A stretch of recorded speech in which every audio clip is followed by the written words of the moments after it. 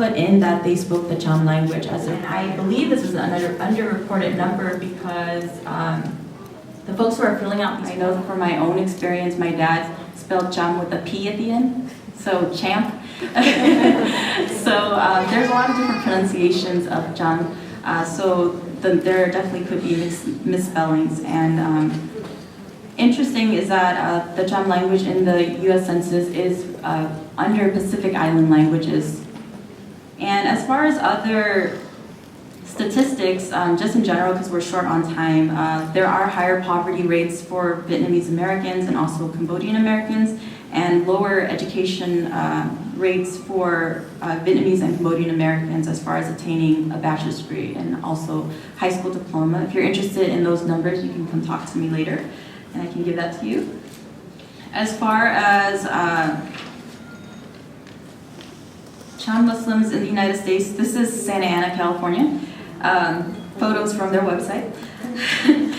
And they actually started the community there in 1982 with 15 Cham families, and they have grown into 100 plus Cham families there. So I do believe that there are Cham communities that are growing, but unfortunately there are no real statistics on that in the United States. Going into my research, one of the books that I read was by Nancy Todd, so it's an interesting use of Cham and Muslim interchangeably. As far as ethnic identity, the majority of my participants identify. So I thought this really resonated with Cham American experience because Cham people may or may not identify as Cham when talking to others. And then in other situations, they may identify as only Muslim, or in other situations, they may identify as Asian or Asian American. So instead of flexible ethnicity, I thought flexible identity was more appropriate because it ranged from ethnicity and also with religion. And because there is cognitive dissonance, meaning there are issues with internal issues that Cham Americans may face, I also looked at psychologist Maria P.P. Root's A Bill of Rights for Racially Mixed People. And I'm just going to read a couple of her claims on that Bill of Rights, and it says, I have the right not to justify my existence in this world. I have the right not to justify my ethnic legitimacy. I have the right to identify myself differently in different situations. So I guess we will have to meet with individual panelists during lunchtime. So at this point, we will break the first session, and we'll have a 5-minute break. So I would encourage we can go up and take the photo with the panelists right in front of the stage right here for 5 minutes, and then the second session will start in 5 minutes. So thank you so much for listening. Dan, we're ready to start the next panel, and out of respect for time, we would like to stay on track. So everybody have a seat, and we're going to get started. An idea and an issue. However, we do believe that it's important for us to do in order to preserve our culture, preserve our identity, and set forth what our ancestors have fought for so long. So our second section is on social justice issues and activism. And to my left, we have Julie Underhill, who you heard from before. And to give a little bit of a background, Julie she has a very extensive bio. Julie is born of Cham, French, and Scottish, Irish American descent. Julie Underhill is an artist, activist, and scholar based in the Bay Area. Her creative work includes film, video, photography, performance, painting, poetry, and of course, organizing this conference. I'm gonna cut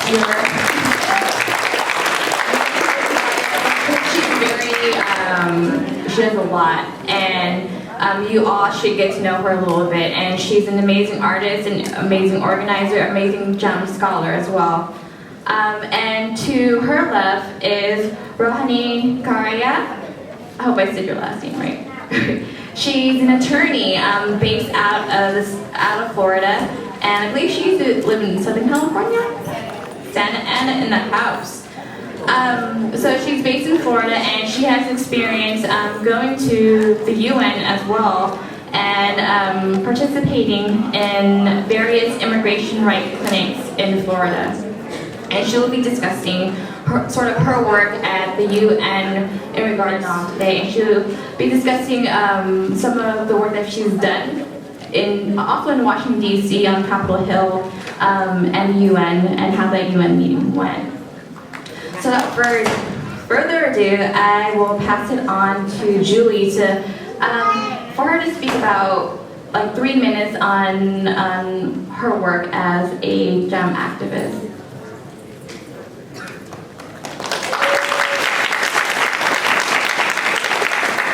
Meets every year in Geneva, Switzerland in November.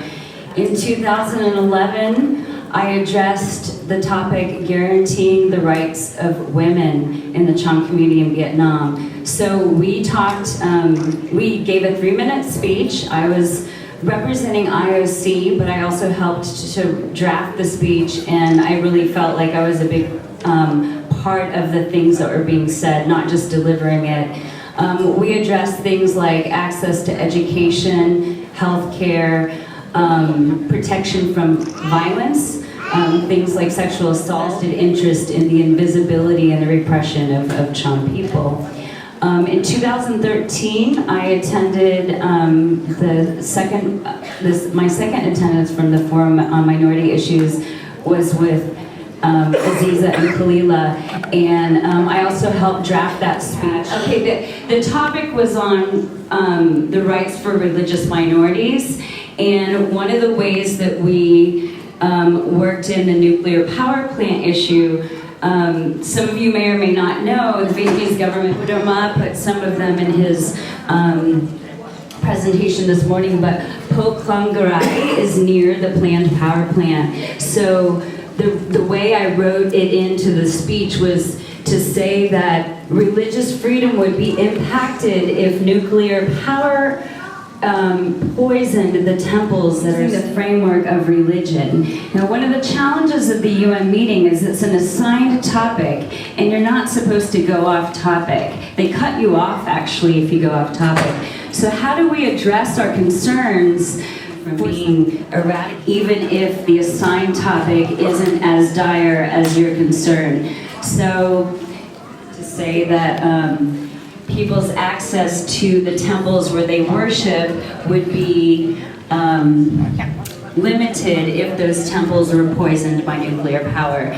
And then I slipped in that the populations there would also be eliminated. But since we weren't supposed to be focusing on something like environmental racism, which is really what this is, we had to do it through the framework of religion, so that you have to address your concerns through. But I've learned a lot through these 2 meetings about kind of working the narrative to make it fit what you need it to fit. It's not easy to do, but it's necessary. So I want everyone here to be aware that one of the most significant things that community is facing, the largest concentration of Cham people left in Vietnam, is the possibility, and it will continue to hurt the communities that have been under attack for hundreds and hundreds of years through the process of genocide and settler colonialism enacted by the Vietnamese people.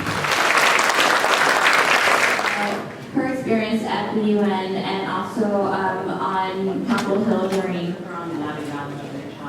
ethnicities, and I thought that it was very important that we go ahead and preserve our culture.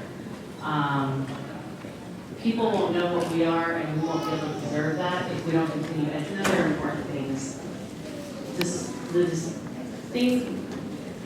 Distinguishing the difference between minorities and indigenous peoples to the Native Americans in America. The reason why the Vietnamese government doesn't want to acknowledge Cham people as being indigenous is because they would have to give a certain reparations. They would have to be responsible otherwise. And we meet all the requirements according to UNICEF and the UN, Vietnam. And those discussions have been a little contentious, and they always say, well, we're not in the jobs of dealing with human rights. We're more in terms of dealing with foreign policy, which for whatever reason they want to disregard the UNEs. So we've kind of aligned ourselves with them to have a bigger voice, which is what we did when we went to the Vietnamese Advocacy Day on Capitol Hill and at the White House. So when you have larger groups of people that are going to speak out, people will listen. And those organizations have also been very involved on the ground floor, speaking to policymakers, council members in their communities, speaking to representatives in Congress and in Senate, and also being very active with the UN and everybody else. And they've also given us a lot of guidance and direction. We've had great people that have kind of given us that guidance and helping us understand how to navigate these organizations and kind of getting our message across. Going to the UN was very eye-opening. I wasn't sure what to expect. It's quite interesting because you see a lot of other NGOs. You see some propaganda from some of the countries that are trying to, kind of create like a smear campaign against people who are speaking out about what the governments are doing. Vietnam is quite interesting because when they go, they won't really surface. They won't really show their faces. They won't even let people really know that they're there. So that was quite interesting to see. You see other countries like China that have issues with the Uyghur people who are Muslim indigenous groups, and people in Syria and all these other countries that also have very similar issues. But you also see the perspective of the governments that are being represented and how they kind of acknowledge these issues. And most of the time they try to disregard the NGOs and they try to diminish whatever their word is by saying, oh no, these things aren't happening.